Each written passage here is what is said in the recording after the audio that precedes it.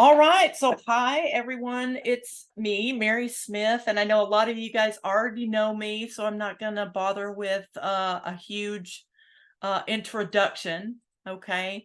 But you guys know me as a life coach for kids with ADHD and their parents. I've been doing this for since 2001, and I can't believe it's been this long. And I was telling a family today that I was doing a discovery session. When I started, ADHD was considered a behavioral disorder. And now we understand it as the neurodevelopmental disorder. And I can just remember just getting through with all my coaching training when everything flipped. What that meant is that we had to change all of our perspective and all of our interventions that we use. And so some of these you're going to see that we had to kind of learn on the fly because we were, every time we were sort of pushing that behavioral uh, intervention of rewards and consequences, it was never working. And we were like, why is this not working? What's wrong with these kids? It's nothing wrong with the kids, is we had the wrong model. So tonight, I really just kind of want to show you a new model and hope you guys appreciate that. In full transparency, I think you guys are all members of Chaos Free Family, so I don't need to tell you what you're going to learn is sort of the basis of that Chaos Free Family program. So one of the most common questions that I get from parents is, how do I motivate my child? And I think what parents are really asking me is, how do I make my child do something? Right? And to help me answer that question, I need to take you on a little journey of exploration. Okay. And I'm going to start with this basic understanding of what motivation is. And then I'm going to review some of the more common methods that parents try to use. And we'll talk about why these are failing a lot of times to produce that meaningful and sustained behavioral change. I think it's important in the context of this audience to spend some time discussing how the experience of motivation is different for a person with ADHD. And then after that, I'm going to introduce you to the self-determination theory and a needs-based framework for motivation, because this is what's going to lay a foundation for what you guys learn in the Chaos Free Family program. So motivation is just this big fuzzy word, okay? And it helps us explain anything that moves us to act in a certain way. And it can refer to a thing or a force that helps us maintain persistence that's needed to accomplish a goal. And I think one of the examples I'd tell you is that a couple of years ago, I decided that I wanted to take a bicycle trip along Hadrian's Wall in England. And it's about 100 miles long. And at the time I kind of got this in my head, I wasn't a bike rider. And so I was motivated to start training because I wanted to be in good enough physical shape to make that ride. Okay. And in the beginning, I would ride like 3 miles and then come home exhausted and just sore legs like I couldn't believe. But my motivation kept me riding farther and farther. And this past summer, my husband and I made that ride. And this is us at mile 11. And I'm saying I am a beast, right? I thought I was really hot stuff. So there's two types of motivation, and you've probably all heard of them. Simply put, there is extrinsic motivation, and that's that motivation to participate or complete a task in order to receive some praise or approval or a reward. And in this case, the goal is set externally. It's set by somebody else, not the person who's actually doing the task or the activity. And then there is intrinsic motivation, and that's that motivation to participate or complete a task that just comes from this inherent satisfaction to doing it.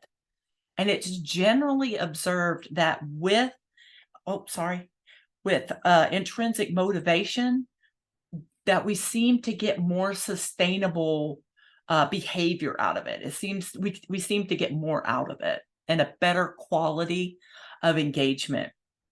And so in my case of wanting to ride a bike along Hadrian's Wall, you guys just think this to yourself. You can write it in the chat if you want to. But was my motivation to ride along that wall extrinsically or intrinsically motivated? So you can write that in there. You might even give your reasoning if you want to. So back to this question. When I dig a little deeper, I usually find parents are asking a more complicated question, right? They're not just asking, how do I get my child to do something? But they're asking, how do I make my child do something they don't really want to do? Or how do I make my child do something or want to do something? How do I make them feel the importance of doing such a task? And they may even be thinking, how do I make my child want to do something different? How do I make them want to do more important things than what they are doing? And so let's look back at how parents typically try to motivate their child. For some tasks, they're actually trying to demotivate them, right? So many of us parents started motivating our children with extrinsic motivation when they were really young. So raise your hand to the camera if you would give your child a treat when they went potty, in the potty, right? Good, that's rewards. Now, as our children got older, we brought in consequences. Like if they were holding something they weren't supposed to have, we took it away. That's a consequence. And we'd use timeout, naughty steps when they weren't minding. We'd introduced them to house rules like you have to sleep in your own bed. And if they ask us why, we'd say, because that's the rule, right? Just because. And slowly what happened is we saw these rewards and consequences that really worked well in the beginning. They kind of lost their effectiveness. And our child stopped responding to them in the way that they had done before. And so maybe we turn to incentives that would excite them enough to comply. Things like stickers, Pokemon cards, more treats, money, and so on, right? And these incentives, they would work pretty well, but only if we're going to offer something that our child truly wanted or something they could focus on wanting for long enough to earn that treat, right? And so it's not uncommon for me to hear from parents, hey, at first, that child did everything necessary to get that reward, but soon they just lost interest in the reward. And sometimes I'll hear parents tell me they even started asking for the incentive for stuff they were already doing, right? And when the incentive started working, since those consequences had worked before, we went back and brought in some more severe consequences and punishments for not complying. And we took away devices. We kept them home from activities with friends. And even that seemed to work at first, but pretty soon these consequences lost their power to motivate compliance too. But what we did at this point is we just kept making the punishments more and more harsh. And usually by this time, this is when I'm hearing a parent say, my child has lost access to everything and nothing is changing. It's like they don't even care anymore, right? And so the things that these parents are trying to motivate are pretty basic life skills. And the things they're trying to demotivate or get their child to do a little less of or in moderation are those things where kids just tend to get sucked into this state of hyper focus, and they lose track of time and they lose track of those important things that they're supposed to do. But when we start comparing these lists, we can see a pattern forming. And the task that the parents are trying to create motivation for tend to be a little more mentally intensive. And they're also what kids today would call boring. Okay. And on the other side, they're trying to demotivate activities that are interesting, stimulating, fun, exciting, and provide a lot of dopamine feedback and joy and satisfaction. And that is where the child is getting a lot of intrinsic motivation to do these things. So when we step back and look at this big picture, just a summary maybe, we can see that in the short term, these extrinsic motivators, they do work. They can produce results that look really similar to intrinsic motivation. But as time goes by, we see that that quality of engagement and the sustainability of that performance, it just takes a sharp turn downwards. And what this means is you can't rely on extrinsic rewards and consequences to build intrinsic motivation. So I'm going to go back to my training for my tour of Hadrian's Wall. I wanted the joy in the countryside of riding and reaching out and touching that wall. I wanted that feeling of accomplishment when I reached mile 100, right? That trip last June was, what is it, 7 months away? 7 months ago? And today I still ride my bike every chance I get because it just feels like I'm flying. So go back to your answer that you put in the chat window and tell me, do you think it was still the same kind of motivation? Was it intrinsic or extrinsic? I'm going to tell you at the beginning, it was extrinsic, right? I wanted to see that wall. And if I ride that bike, I'll see that wall. But what kept me training was the intrinsic feeling I got from riding the bike. It only made that trip that much better, right? So having a dream and the motivation to achieve their dream are two different things. So it seems simple so far, but motivation is really a complex process that involves a combination of different mechanisms. And while it's different for everyone, here's some general principles that are going to explain how motivation works for the average neurotypical person versus how it works for people impacted by ADHD. So a crucial mechanism is motivation is the brain's reward pathway. Okay. And when the neurotypical brain engages in activities that are associated with positive outcomes or rewards, right, there's an area called the ventral tegmental area that produces and releases dopamine into other areas of the brain. Okay. And that dopamine travels to a new place called the nucleus accumbens. And this little area of our brain shares connections with our amygdala, our emotional center. And this translates as feelings of pleasure and reward.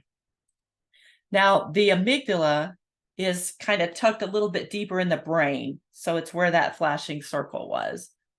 Now, the nucleus accumbens also shares some connections with the hippocampus. And that helps attribute a memory and learning to that reward we just got. And a part of this dopamine also travels to the prefrontal cortex, where it connects that feeling of reward to the behavior. And it creates this conscious experience of reward. This works to motivate the person. Repeat this behavior to get this outcome. Okay? But now we got to go on the other side. Remember, the ADHD brain has lower levels of dopamine, and it's a less efficient user of the dopamine that is present. And that means that the ADHD brain doesn't really have enough dopamine to carry the message about motivation to the other parts of the brain. And the pathways that would carry those messages don't always work well. Okay? This lower level of dopamine and reduced efficiency, they create this disruption in that reward pathway in the ADHD brain. And the ultimate impact is that this changes how a person with ADHD perceives reward and pleasure. And what the person with ADHD experiences is a lower level of enthusiasm for starting and completing tasks. And when they say lower level of enthusiasm, it starts getting really it's a D word and I want to say it, but it's discriminating, right? It goes for the stuff it prefers and not the stuff that's a little mentally intensive. So goal setting, that's another mechanism of motivation. And this process is carried out in an area called the dorsolateral area of the prefrontal cortex of the brain. And goal setting helps a person create and maintain this clear focus of the goal. And it also helps them plan and organize their actions in alignment with that goal. And most importantly, it helps that person make decisions and exert their self-control when carrying out those actions, right? To keep them from being distracted and stuff. And brain imaging research shows that the ADHD brain tends to be a little structurally smaller and delayed in its development, especially in this area. Now, this smaller mass translates to those fewer neurons that use that dopamine to carry the signals to the other parts of the brain that are regulating our motivation. And what we see is a person who often loses sight of the goal and why it's important to them. And sometimes they may even start setting other goals. We may even see a person who sticks on the same goal but starts expanding it until it's overwhelming and unachievable. In the corporate world, we would call that scope creep, right? So motivation is supported by those executive functions in the prefrontal, right? So these are a special set of processes that take place right there. And these functions are what help us regulate our actions and emotions to perform in our everyday lives. The ones that are most associated with motivation are cognitive flexibility. And that is the ability to imagine a future state that's different from now and how I might achieve it. There's working memory. That's needed to keep that future goal in mind and stay focused on it. Organization and planning. They're needed to sequence my plan, the actions in my plan, in order to get to that future state. There's task initiation. That's going to help us get started on those less exciting tasks that are needed to complete in order to reach our goal. And then there's emotional regulation that's going to be needed to help us persevere if we encounter any setbacks or obstacles. So a motivated neurotypical person is better able to align their actions and behavior to achieve that goal. The delay in the brain with ADHD creates a developmental delay with those same executive functions. So a lack of flexible thinking would be an example of, I can't do it now. Practice is not going to help me. So why do that? Right? Then there's poor working memory. Well, I forgot to practice. You know what? I think I forgot why I'm practicing so hard. There's poor organization and time management. Well, I got so busy playing games that I didn't get around to practicing. Difficulty initiating or completing non-preferred tasks. Well, you know what? Practice is so boring. I find myself watching TikTok instead. And then there's that lack of perseverance. Man, I just had a terrible day at my lesson. I think I might just quit. Right? And so what we see in ADHD is a person who has dreams and aspirations, but they just can't get their actions aligned to meet that goal. Now, our next mechanism that influences motivation is our emotions. Emotions are regulated by various regions of the brain, including that amygdala. And these positive emotions like joy and excitement, they can enhance motivation, while negative emotions like fear and anxiety, they'll create an avoidance or stimulate some problem solving and coping behaviors. Now, emotional control is another one of those impaired executive functions that people with ADHD experience. Okay. They get overexcited when they're happy, and they experience more frustration when things don't go right. Now, the accumulation of these poor results begins to negatively impact this person's self perception. And I want to make the point here, these do not have to be monumental failures. Okay. These can be what we call micro failures, like misplacing a toy for a few days, forgetting your friend's birthday, getting called out in class for talking. Okay. And as this stress increases, we start seeing less and less efficient processing. In other words, as the stress increases, our symptoms tend to get worse. And this repeated firing of the limbic system soon makes it really difficult for this person with the ADHD to distinguish between a legitimate threat or this is just something I don't want to do, right? In their brain, they start getting the same signals. And so what you might see on the outside is a person who tends to quit if they encounter a setback or if things get a little tough or if things don't go perfectly. Sometimes you'll see a person who will just refuse to start anything new because it just looks like a threat to them.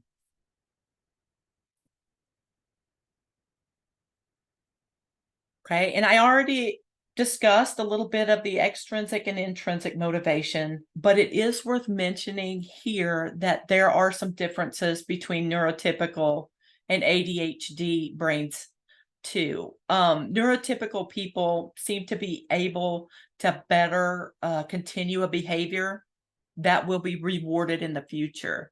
And an example would be like you have to get a star on your behavior chart Monday through Thursday so that you can get 20 minutes of extra recess time on Friday. Neurotypical kids seem to be able to do that. They also seem to experience a little bit more saliency or understanding about the task that they're asked to do. And so neurotypicals are said to have an importance-based nervous system. Okay. And the research will show us that even neurotypicals will stop performing when they stop being rewarded. So that's another reason why we kind of have to get or not rely on that so much. So with people with ADHD, we tend to see a failure to delay gratification. They want their rewards now, and they actually prefer smaller rewards over larger delayed rewards, meaning if I earned a star on my chart on Monday, I want 5 extra minutes to play today, right? They don't want to wait until Friday. A lot of times these kids will require a stronger incentive to modify their behavior. And that impaired response to inconsistent reinforcement. So let's say we have one parent that's really good about reinforcing and giving the reward all the time, but you have another one who forgets to do that. It's really hard. There tends to be an impaired response. They won't think of that as a reward. And the motivation is highly impacted by preference. You guys all know this. And so we tend to say ADHD brains are an interest-based nervous system. Now I'm going to pause here for a minute because first of all, I want to say how glad I am that you logged into this presentation or you're going to listen to it on the recording. And before I go any further, I want you to know I'm not a perfect parent. I'm not even a perfect coach. Okay. I made a lot of mistakes raising my 5 kids, 2 of them with ADHD. But I think that we all get to a point where we start asking ourselves, why isn't this working? I'm doing everything that I know to do. What am I doing wrong? And I want you to give yourself some grace because you're doing everything you know to do. Okay. We weren't raised this way. We weren't raised having this information, and our parents certainly weren't raised having this information. So if what you're doing isn't working, let's just shift our brains and learn about motivation and learn a new framework to see if we can come up with some new approaches to try in your home. Okay. So let me introduce you to that different motivational framework, and it's called self-determination theory.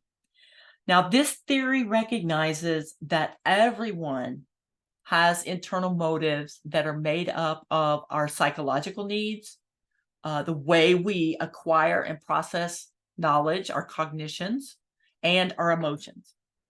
And depending on the extent to which these internal needs are satisfied, that's what's giving direction, energy, and persistence to our behavior.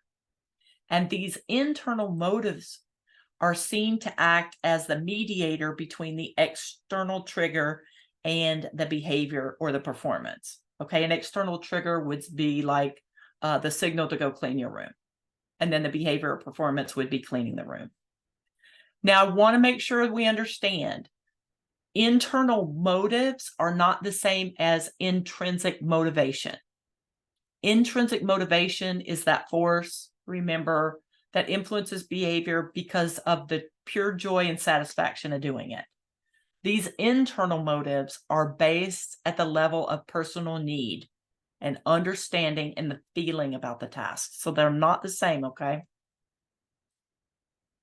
So self-determination is made up of 5 mini theories, but we're not going to talk about all of them. But we're going to talk about 2 today. One of them is the organismic integration theory, which distinguishes these different types of motivation between having no motivation or a motivation on the left and intrinsic motivation on the right. Now, a motivation, it's non-intentional behavior, and it comes from this idea that, man, there's no reason to do this. There's no perceived outcome that comes with doing this. It could also be that the person feels incapable of doing this task, or they just don't see the value in it being done. And then on the other end of the continuum is that intrinsic motivation, right? And I want you to note that this behavior's done intrinsically. They're linked to having these feelings of choice and freedom in the activity. That's important to remember. Now, between these 2 types of motivation are 4 types of extrinsic motivation. And these types of motivation are separated based on the degree to which the reason to perform is internalized, meaning the degree to which the person feels the behavior matches their beliefs, that it's, it kind of becomes part of their character. And it's important to know that those internal motives of needs, cognitions, and emotions, they're present always, but just to a different degree. Okay. So let's take a look at what the person is thinking or feeling with each one of these. Let's start with the extrinsic motivation. This is that classic rewards and consequences that parents typically use. Now, with this, there is no internalization. And the reason is because all of that control is external to the person doing the task, right? Who's controlling the rewards? It's the parents. Who's controlling the consequence? It's the parents, right? And so what happens is this typically, when the child becomes salient about this, it starts bringing feelings of stress or pressure to perform. Now, in introjected motivation, this occurs when that stress and pressure are now coming from within. And this is when the person is attempting to feel a sense of pride or to avoid guilt and shame for not performing. And an example for introjected would be a student comes home to do their homework because they don't want their friends to look down on them for having low grades. It's not because they want good grades or because their parents want them to have good grades. It's because they need their status with their friends. So identified motivation comes when a person understands the value of the behavior. Now this behavior is accompanied by some feelings of choice and freedom. And an example here would be, let's say we have a student doing biology homework because they know it's relevant. Sorry, my dyslexia is really acting up. It's relevant for their goal of becoming a veterinarian. Okay. So it ties to one of the value. They understand the value of doing that. And then there's integrated motivation. And this implies a merging of the meaning of the behavior with the other aspects of self. Okay.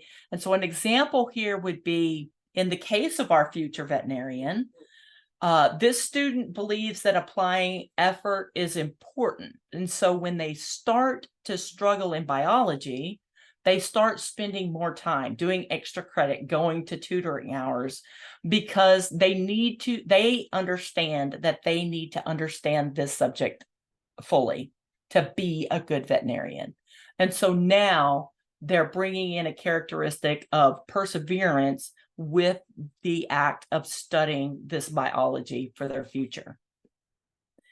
And so if we're trying to motivate someone where there is no intrinsic motivation, we have to move away from the purely extrinsic, right? We have to move away from this left side of the thing and try some strategies that are going to move us as close to the right side of that continuum as possible. And one way to do this is to look at this second mini theory, the basic needs theory. So self-determination theory defines motivation as this innate human tendency towards growth, and that's what gives us direction, energy, and persistence in behavior. Now, basic needs theory argues that a sense of well-being and motivation are fueled by the satisfaction of these three innate human needs. And this does not apply to just ADHD humans, guys. This applies to all humans, regardless of their background, their socioeconomic status, their education, whatever part of demographic you want to look at. It does not matter. They all have these innate needs of relatedness, autonomy, and competence.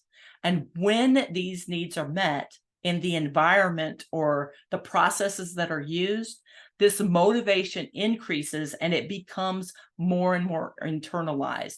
That means the method of motivation is starting to move toward that right side of that continuum, toward the intrinsic motivation. So let's look at this first one, relatedness. Now, this is the need that we have to care for others and to feel cared for in return. And kids with ADHD need people around them that understand the true nature of their challenges, and someone that shows interest in working with them so that they can overcome these challenges together. Because without this relatedness, this lack of motivation that creates a lack of performance just turns into this internal story of, you know what, I'm out here all alone. No one understands me, and I don't have anyone here to help me figure this out. And so when parents come to me for help, they generally come with this list of issues, right, that their child's having trouble with and they need me to help them with. And sometimes what's missing is this connection between understanding your child has ADHD, but you're still treating them like a neurotypical child. Okay. And I will hear parents say many times, I don't want them to use ADHD as an excuse. And what I want to say back is, parents, ADHD is not the excuse, it's the reason. If your child is telling you, hey man, I can't do this because of my ADHD, Believe them. This is how they're trying to tell you that they're struggling, but they don't have the vocabulary and the tact to not make it sound like an excuse. All right. They're telling you in the best way that they can. And so when I talk to the child, a lot of time what I'll hear is, my parents don't care about me. They just care about my homework and is my room clean? Because that's what a majority of their one-on-one conversations are about with their parents. And you can hear it in their voice, right? They just feel out of sync with the world around them. And I'll have parents tell me, yeah, but Mary, all they want to talk about is Minecraft or funny cat videos. Folks, these are the things that are interesting to them, right? And when they share their interest with you, that's their attempt to bond with you. And I may have said this before to this audience, right? You guys know my son is an oboe player. I know more about making oboe reeds than anyone in this world who never played the oboe. Okay? Because that is how he bonds with me, is to talk about his instrument and talk about his craft. Okay. So the first thing parents need to do is explore these possible ways that they're not meeting their child's need for relatedness, and find ways to show the child that they really are on the same team and they're interested in helping them find solutions to their problems. And it's important to foster that feeling of community versus that feeling of isolation. Parents need to start by learning more about ADHD as a developmental disorder versus a behavioral one. And they need to learn more about these executive functions and how to look through that lens to determine the right root cause of their child's challenges. And I'm going to tell you, a lot of times it's not motivation. They really do want to perform.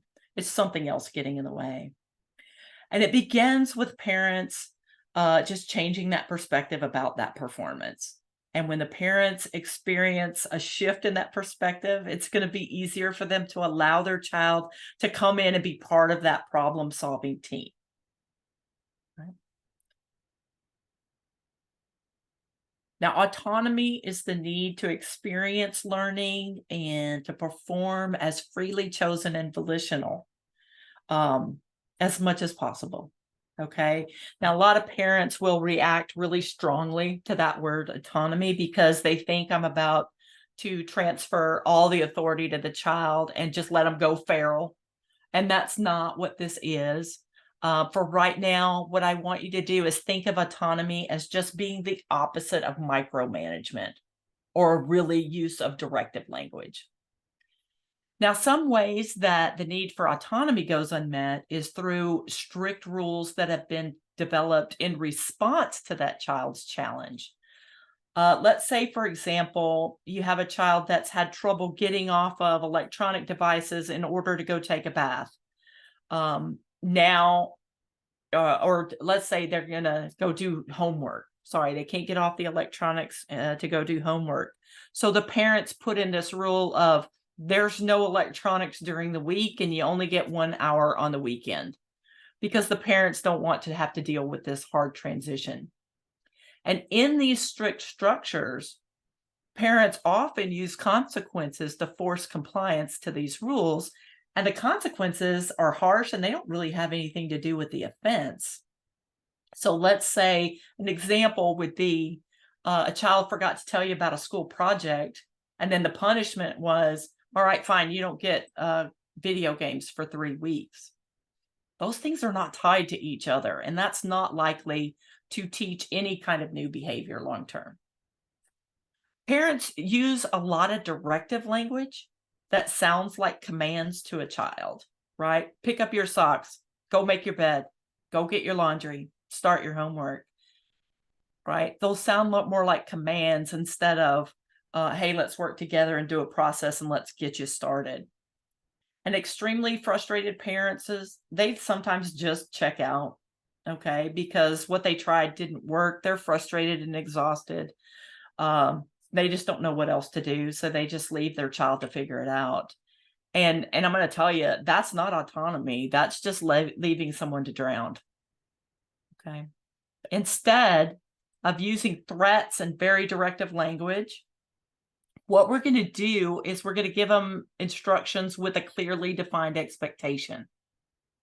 Okay, and let your child have a part in saying how they're going to meet that expectation, the process that they're going to use. And so let's say an example would be your room needs to be clean before you start playing games today. That's a clear expectation. Now, the child might want to start with laundry, then vacuum, then make the bed last. Okay, and that's fine because they will have met the expectation, but been able to exercise some autonomy in how they were going to meet that expectation. And then the most important thing about giving your child autonomy is that clearly defined boundary and expectation. Never assume that they know it or that they remember it clearly or they haven't twisted it around in their head since the last time they heard it. So you guys know I was a baseball coach for a lot of years, and I never saw that kid walk into the batter's box wanting to strike out. The last one of these innate human needs that needs to be fulfilled is this sense of competence, that feeling that you get when you feel skillful, effective in your life. This need is often unmet when parents are setting unrealistic expectations for their child. And unrealistic doesn't necessarily mean parents have set the bar too high. Sometimes it means they just haven't helped the child develop an effective process to meet it. Okay, so without a process, we can't meet that. Or that the parents have removed that support too soon when the child was learning that routine and that process. So what I'll do is I'll typically ask parents to think about their child's history with that task. Have they ever been able to complete that on their own for, I don't know, let's say 2 weeks? And what I typically hear is, hey, they can do it. I've seen them do it. But yeah, no, they've never done that for 2 weeks. Right. And so I'll ask them very gingerly, is if they've never done it, why are you expecting it now? It's really an unrealistic expectation. And so what I have them do, again, is start with that clearly defined expectation and then work with the child to develop a process that meets those expectations. And then I'll ask the parent to support the use of that process until they can demonstrate capability. A lot of times I will ask them, can you measure it so that the child can see this is how good I'm doing, or this is how much I need an adjustment? All right, so you learned about motivation and the impacts ADHD has on motivation and how approaching our child's lack of motivation from a perspective of meeting their innate needs of relatedness and autonomy and competence might actually work a little better to increase their motivation. So now what? Maybe you feel a little overwhelmed yourself, like you're drinking from a fire hose. So I want to give you just a simple roadmap to follow, okay, and put this learning to use. The first thing is that you need to be in a parent training program, and you guys are. Congratulations to you. And those parent training programs, they focus on updating your knowledge about ADHD and making sure you really understand what's going on in that brain. And it helps us understand all the factors affecting performance, because it's not just motivation like we thought under the behavioral paradigm. And as you learned here, the ADHD brain, it responds differently than the neurotypical brain. So parents have to learn these different strategies and different ways to guide and teach their children with ADHD. So if you want to focus on your child's motivation, you need to work on that relationship first. Okay, you need to make sure that that child knows you're on their team, and then you need to define the expectations of them clearly. I encourage you to write them down because they will get twisted around as we're trying to remember them as a child. And it also helps you be consistent too. And then talk to them about what kind of process do you want to use, and then track the effectiveness of that process. You guys know this process. It's the chaos-free improvement process. It's the last 2 lessons, right? And that is what I use to sort of bring this in. Remember, we always want to collaborate with our child. You've learned to do that. So that's where you're learning that in the chaos-free. And then you just need to maintain that support of your child until they're consistently demonstrating capability. All right, you guys know how to get a hold of me. So I'm just going to take it off share. I can send you a copy of this presentation if you'd like. Tomorrow when I send the recording out to everyone who registered, you can get these slides. But does anyone have any questions about motivation and what you're doing now, what you're learning?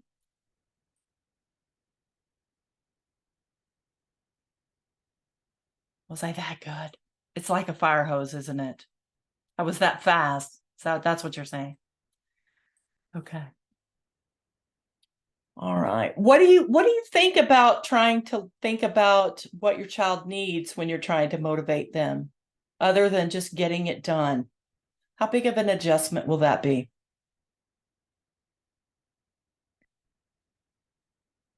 I mean, I think in my parenting journey, as I Yeah. reflect, I have inserted, my expectations on them. Like, this is how I grew up. You make up your bed every morning, Mhm.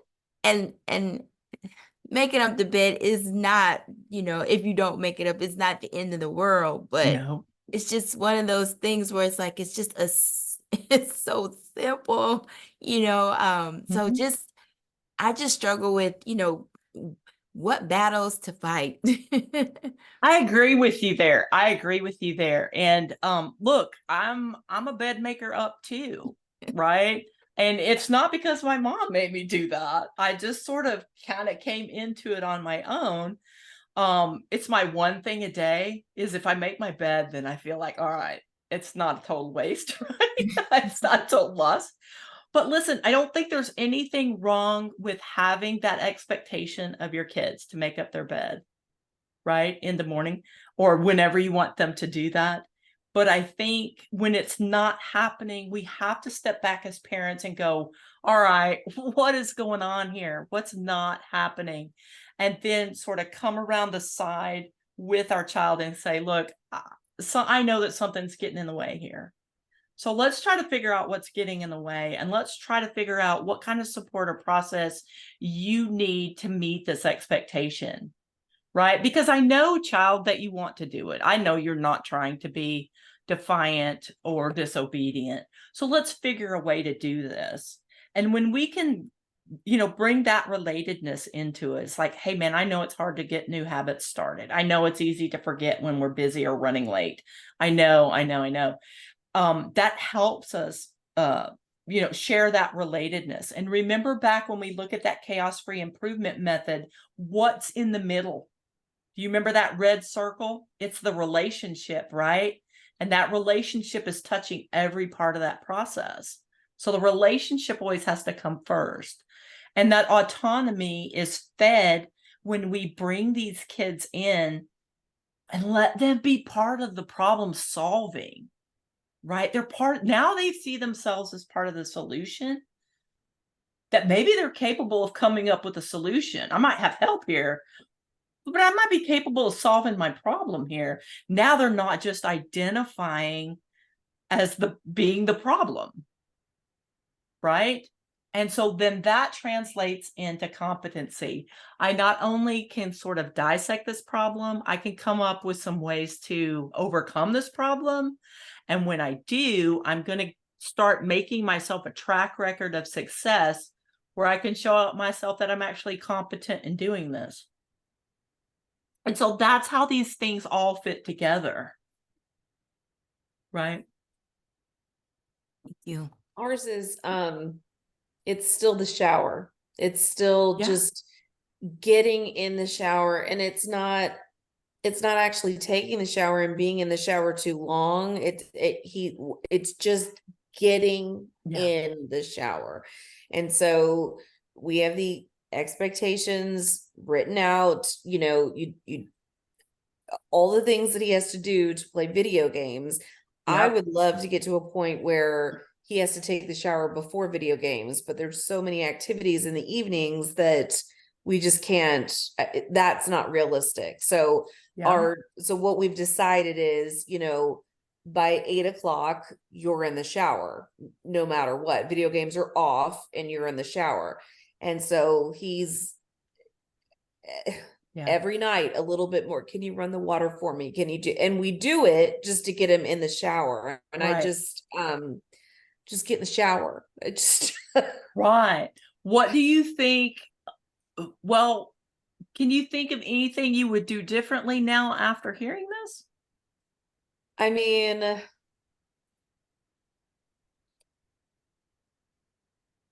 don't know. You might have to help me out with that. I can help you out. That's Yeah. fine. Well, what do you think would happen if instead of you saying, hey, this is going to happen at 8 o'clock, as you just saying, this is the expectation, how are you going to meet it? Just flat out asking him. Yeah, come over here. Let's write this down. What do you think is the best way? What system do you think we need to use to do this? Okay. And I would bring him in to let him be part of the system. Okay. Right? This need to collaborate, this need for this relatedness and autonomy, it starts right around 10, 11. And as they start to individuate from you in middle school, that's where kids are naturally saying, all right, who am I? Who is my mom? And where do I stop and she begins? Same thing, right? Yeah. And so they're trying to figure out, and it's at that age that you do start getting a little bit of this. Why are you telling me what to do? Right. Right? Or you don't really know a lot. I don't think you know everything, Mom. Right. I'm learning stuff at school, and I think you were wrong about that. And so this doubt starts coming, but this individualization starts coming too. And when they reach that age, late elementary, early middle school, that is when you have to be very purposeful about starting to bring them into this problem-solving process and this collaboration, or you do get that sometimes regression. I'll have kids who have to have parents lay down, sleep with them, in middle school. And you're like, that you'll get some of that regression, or you'll get some of this defiance. It's nobody's the same, but that's, if I was just gonna throw out some advice from you and people on the recording, I just know a little bit more than what Adrian shared here, but I would probably ask him, look, Just bring him in the process. Here's the expectation. Okay. Is that how are you going to do this? And now when he comes up with a process, understand he is not going to be able to implement that on his own. Right. So what you guys have to do is post that process and then come in and call the play. Remember, let's just look at this, what our plan is. Step 1, 2, 3, 4. Okay, this is how we're going to meet the expectation. So go ahead and get started. I'll check on you in a minute. Okay. Right? You're going to have to be there for a while as he learns that process and learns it, and then builds the muscle memory for that process too. Right. Do you remember the number? Do you remember the number of how long you're probably going to have to be there checking in on him? 66 days. Oh, right? that's You want to do it for number? you want to do it for 66 days or 6 years? No. It's up to you. 66 days, Coach Mary. Look, man, that's how long it takes to do this a habit. Are you going to have to do everything for 66 days? Heavens no, I hope not. Right. But in the very beginning, you probably are going to have to be making sure that he hits every step. Okay. Right? I'd laminate that thing or put it in a sheet protector, hang it upside down so the water doesn't get in it. Right. And then tape it on the bottom and stick it in the shower. There's your process, bud. Okay. Right? but I would definitely start bringing him in. I think that it would probably help him a lot to feel like he's part of the process. Okay. We will Yeah. try that. Thank you. Yeah. Yeah. So I think Evie got off. She's been sick. So, but anything else? Oh, yeah, she's not sick. She's at work. She's a doctor. Yeah. So, all right. Yeah, she delivers babies. Somebody's probably having a baby right now. Okay. Anything else you guys want to talk about? Thank you so much for joining me. I appreciate it. Thank you Yeah. for doing this. It's just, You're I, welcome. anytime, and just the fact that you offer these sessions, anytime I can do it, I want to sign up just to get as much information from you as possible. Absolutely. Listen, yeah, so I enjoyed giving this to the international conference. I had I was online, didn't have a really big audience, but did get a lot of comments and positive comments for him. And so I just wanted to share it with you guys. But yeah, remember our group meetings are first and third Mondays at 7, second and fourth Wednesdays at noon. So if you can join us, we'd just love to have you back. Okay. And Coach Mary, do you pay for those? Is that No. is that part of, that's just, Yeah, you get to come and Naphtali just like renewed, and you're still on your first year. So you're getting the invitation, right? yes, but I Hey thought that, man, of course, if I wouldn't send you an invitation if I didn't want you to. oh, Coach Mary, I didn't realize that. Okay, you're gonna see me way more than you want to now. Sorry. Come. And I always like having stump the coach. So nobody has anything. Give me the word thing and let me see if I can figure it out. Okay. All righty. So Thank you oh, so you're much. welcome. It was so Yes. good to see both of y'all's shiny faces again. Thank you so much. And if I can do anything for either one of you, just let me know, okay? Thank you. This Will was do. great. All right. Yeah. Please tell all your kids hello from me. Give them a big pat on the head for me. Will do. Have a great one and congratulations to your son. Oh, thank you. Bye-bye. Yeah, good night, Bye, y'all. y'all. Bye-bye.